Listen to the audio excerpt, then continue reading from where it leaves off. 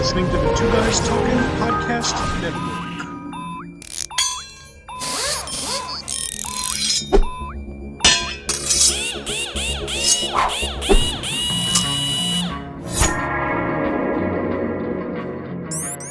There was a time when people thought that podcasting had to be interview style. You, someone else from a completely different vein of existence, talking about something very interesting so that your audience would also become incredibly interested in whatever they're talking about, or perhaps the smattering of what you bring to the table to try and coax the answers and the questions and the deep storytelling that was engaged inside of their presentation. It's time to talk about our guests, the life hack for podcasting. On this episode of the Podcast Gauntlet, where we throw down, discuss, rise, and shine in podcasting. Greetings, everybody. I'm Mike Wilkerson, one of your hosts. And I'm Brian Ensminger, the other one of your hosts. Brian, I know that your original program was an interview program. Tell me more. Yeah, it was an interview show. I actually started it out. So this would have been back in 2014, a couple of years after John Lee Dumas had launched Entrepreneurs on Fire. There were a lot. Yeah. And it was a great show. I loved it for probably a year and a half, 2 years. I listened to a lot of that because in his format, call it 30 minutes, 25 to 30 minutes, with the same questions over and over, but different guests, I was able to gather a lot of information. And I thought that was great. And as I started my own show, I knew that coming to this with zero background, I have no media training, none of that stuff. I'd never really interviewed anybody other than at McDonald's, like, tell me why we should give you this job, that kind of stuff. So different kind of interview. I knew that I needed a framework to help me get started. And so I used that framework. But at the time, there was also this sense that the best way to grow your podcast is just to have a bunch of guests, because when you have a guest, they'll be so honored and bewildered that you would ever want to have them on something as eccentric as a podcast, that they would absolutely share that with their email list and with their great grandmother and this person that they meet at the coffee shop on their way to work. And they probably mention it in a business meeting and put it up on a screen when they're speaking in public and say, and by the way, I've been on Brian's podcast, so you should totally go check that out because what I have is so incredibly valuable. You should check out his show. And it kind of worked at the time, but there's a downfall. The challenge with that, and it was perfect for me because I was not an expert. It never positions you as an expert. What it does is it positions you as a person who can find experts to share stuff, which is a valuable person to be. But if you're wanting to build a business, if you're wanting to build a following that's tied to you and doesn't follow the latest trend in guests that are trying to sell a book, or being the person to whom books are pitched constantly, you also need to think about maybe there are some other formats to explore. Mike, what are you thinking? Oh, there's two things. My original run into podcasting was just starting with a coworker. We wanted to talk about things that we wanted to talk about, period. And so I didn't need a guest. I didn't need someone to step in and sit with me.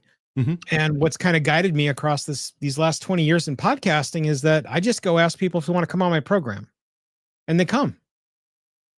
I don't tell them anything about my numbers. I always am able to identify something about them that they will instantly bring to a discussion that allows me or someone that I'm talking to discover more light bulb moments, which again, I'm the professional light bulb moment hunter. Yeah. And thereby make another piece of legacy. Period, paragraph. I don't leave that space in there errantly. I left it in there intentionally because if there are other things inside of my podcast experience, like, I don't know, sponsors or money or the prestige of having a large following, all of those things are excellent. And I've either had them or have them now. Right. But the bottom line is that I'm here to craft a legacy for me. And I want my legacy that other people get to witness and take advantage of, regardless of whatever show I'm in, to not only include me, but to include the people that I invite, because they are far more important than I am. I am the guy that's looking for the light bulb moments, and I'm asking the questions that I hope my listeners would ask them. But more importantly, I know I'm asking them the questions my listeners would not ever think of to ask them. Right. And when I think about, like, if I could listen to a program like that, which would you rather listen to?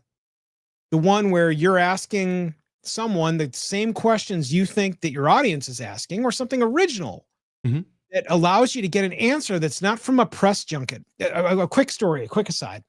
I can remember when people said, "Hey man, you're doing the 24 podcast. You're the official fan podcast for 24 on Fox. Wow, that's kick ass. When's the Kiefer Sutherland interview?" I have Kiefer Sutherland's phone number from a good friend, and we could have called him. But how many times can Kiefer Sutherland be asked, "So what was it like getting drunk and running into a Christmas tree again?" Right. Not interested.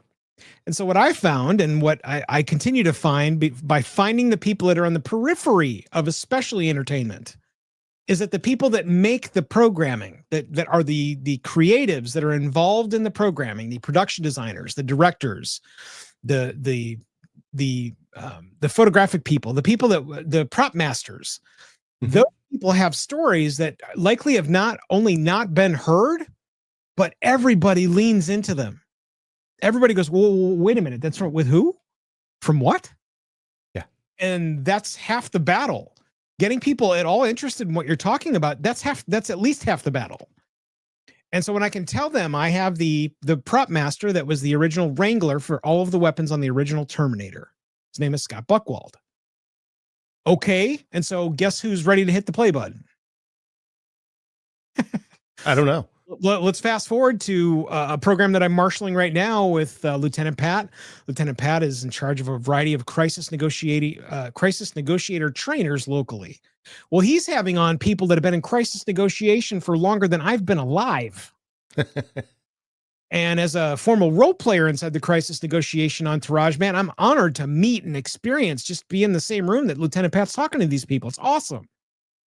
But those people have no footprint of any kind other than maybe their book or the people that they might have glanced into during their careers, which is far too few.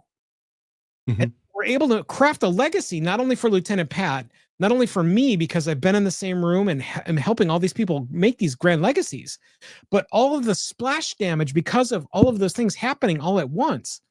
There's your sample of having a guest that works inside of the experience. Now, I've spilled those things on you. And there's one other one I want to also spill on you.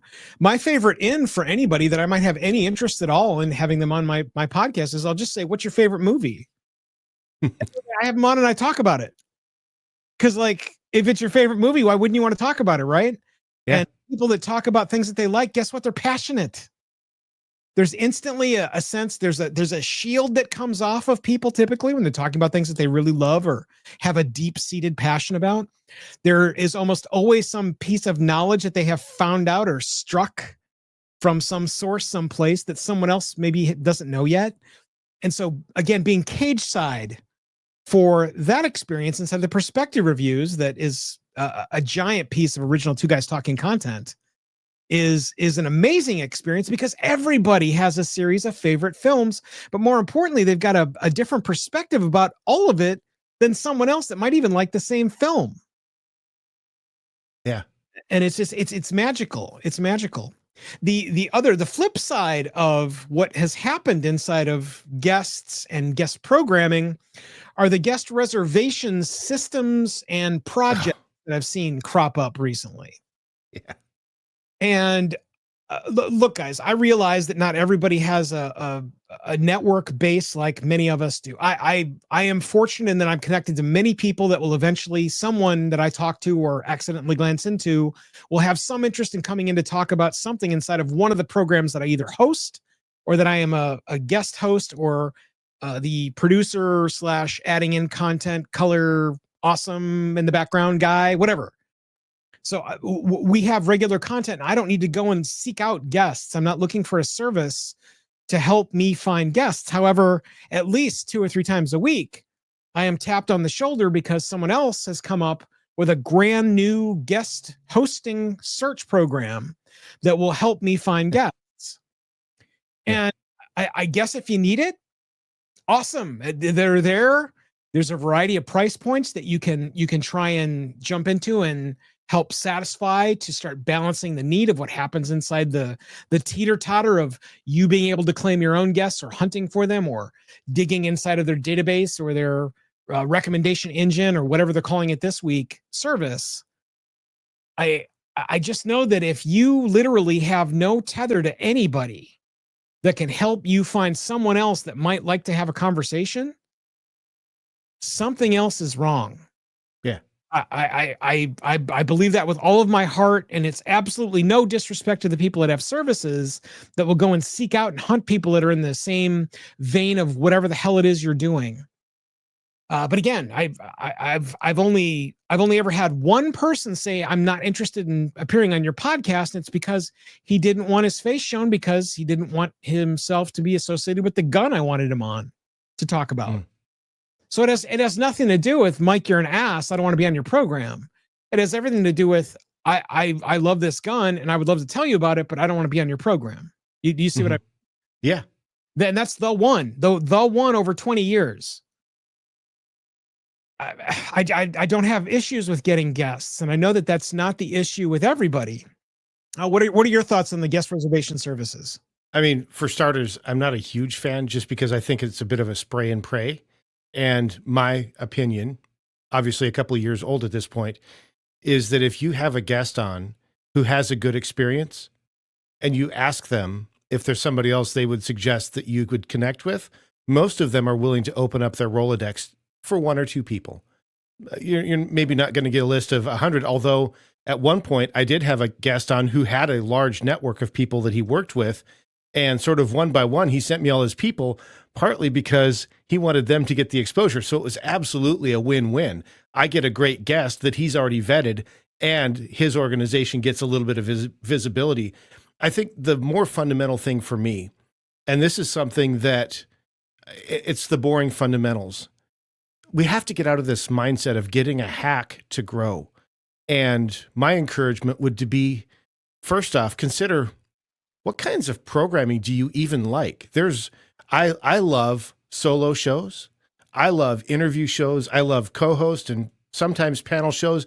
I like variety shows. I like fiction. I like YouTube and TV and all of those things. There's room for all of those kinds of things.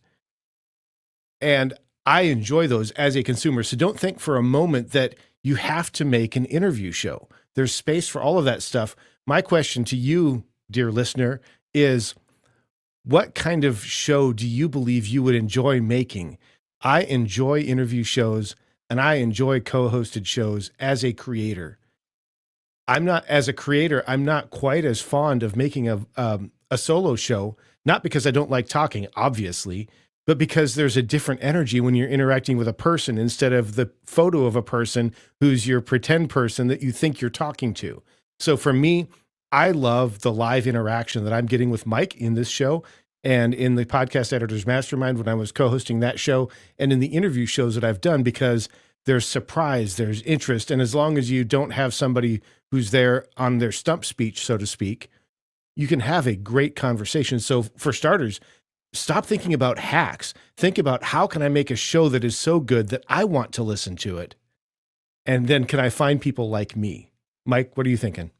There's two things. One I'm going to just absolutely splash damage everybody on is listen to your damn program. For sure. I tire of people where they'll say something to the effect of, I never listen to my own programming. You, sir, are an idiot. Like, seriously, what are you doing?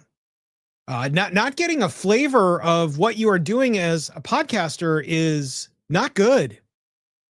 I would squarely put that in the same category as I'm going to write a book, but I'm never going to read it. Now, I'm not talking about proofreading. I'm talking about reading your book to see if there's any interest at all in what's going on inside of what you're doing. Mm-hmm. That drives me insane. So pretty please, with sugar on top, listen to your own damn program. There are so many things that you can glean, especially Brian and I are podcast editors, and we've been podcast editors for a very long time at this point. And the difference that can be made by podcast editing, and I'm not talking about like extensive, oh my God, takes hours of podcast editing. I'm talking about some very straightforward podcast editing. Dude, it is amazing. It is absolutely transformative. It will change the way that people see you, especially if you have any interest in getting in some sort of speaking circuit. It will help you understand how to be a better speaker, but more importantly, how to engage with people. There are many solo programs that I think get into this thing where, well, I love to talk and everybody's going to love listening to me talk. I got to tell you, not really. Not really. There is a very robust podcaster that both you and I are familiar with. I was able to listen to one of his programs recently, and I really liked the topics that he brought up. But what I hated was that there couldn't not be a jokey moment right after the serious moments. There's a tension that's broken with humor, and I like it, but then I don't like it, especially when it's just too often. And his program is, I've actually sent him feedback on it because that's what he asks for inside of his program. And so I sent it. And whether or not he takes that to heart, I don't know. But the whole point is, did he listen to his program? Right. Because if you don't ever listen to your program, and what I'm a huge fan of going back to stuff that I made years ago, decades ago at this point. I was just listening to our perspective review of Mystic River, which was our very first copswatch.com program. And going back to listen to that program instantly gives me not only fuel for what I'm still doing now 13 years later with that program, but fuel for when I have some other cop that's in here to talk about their life and how they are just a human dude. Yeah. And again, it's fuel to the fire. It fuels me. It makes me want to do more things like that. So go back and listen to your damn program. Oh man, that drives me insane. The other thing that you'd mentioned that is another piece, the whole thing of how can I make this whole thing shorter and take less time? You know what? Shut up and work. I mean, the short answer is get better. Right. The concept that somehow something out of the sky is going to fall in your lap and make things take less time so that you can widen your profit margin or your time margin just in general, so you can go spend time on something else, whatever. It's good to have those wants, but to get up every day and go, boy, I sure can't wait to find the hack for blah. Yeah. Boy, when you come across them and you can infuse them and it feels good, I think that that's the way to have those things. But for some reason, they need to make those a priority. I guess that would make maybe in fact, it probably has. It's made a series of good podcasts or video programming because I've seen them, Life Hack 101 or whatever the hell program is called. And all it is these tiny little things like making sure you know how to hang your pants on your hanger appropriately as opposed to wasting your time and them falling on the ground. Okay, yeah. That's a life hack. Sure. I remember inside of podcasting, sometimes things just take shit time. I think there's good value in a good process, right? I love a good process, and processes should take out time, but the processes I put in place are, if I do them right, there to support creativity, not to suck it out, right? It's there to make the decision-making faster and easier to get what I want to get to, not to take the joy out of the process. Eloquent, super eloquent. And I think that's really where we got to ask the audience, Brian, what do you guys think? We can wax philosophic about what exactly the benefit of having any hack, whether it's in podcasting or somewhere else, is valuable. But you guys have got to tell us what you think. First thing you're going to do, if you're watching via the video presentation over at the YouTubes, you're going to hit the like button right over here in the middle-ish. And then you're going to leave a comment down below and tell us what you think. Or you can go over to podcastgauntlet.com, fill out the quick web form, and tell us what you like in robust sentences that won't be proctored or seen by anybody else that might be looking in at our video presence over at the YouTube. Brian, last thoughts? No, I think this is great. I love this topic because it's something that I see trip people up, myself included in the past. And so it's good to keep coming back to it and go, no, it's about making a great show, not some secret growth hack. Yeah. I think the last thing I want to put in here, and I know it's because you and I have talked about it, and I know I brought it up. This is such a fun story. It was one time I dropped Brian a message via our messaging system of choice, whatever it was. And I dropped him a message and I go, ooh, did you see the new app that came over on .com? I forgot what the website. Oh, it's AppSumo. Did you see an AppSumo app that did? And Brian goes, yeah, I did. And I go, oh, so you got it. And Brian goes, no. And I go, oh, really? And he goes, no. I go, why? He goes, well, because I got several others that I've not even touched. For sure. And I'm telling you, dude, this is how it happens. This is how I've gone to collect a series of hacks to make my life simpler. And not only have you not taken the time to learn how they can benefit you after you get them, you've spent the money to get even more that you've not even touched or opened.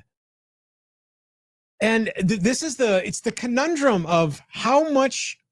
We got another program about this too. How many divisions can you make inside of your life's pie? Mm-hmm.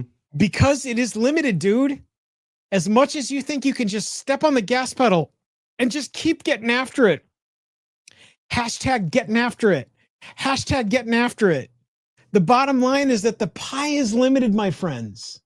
If it's not time, then it's the other obligations you have that include your family, your learning skill set so that you're proficient, whatever it is you think you say or can tell people that you do.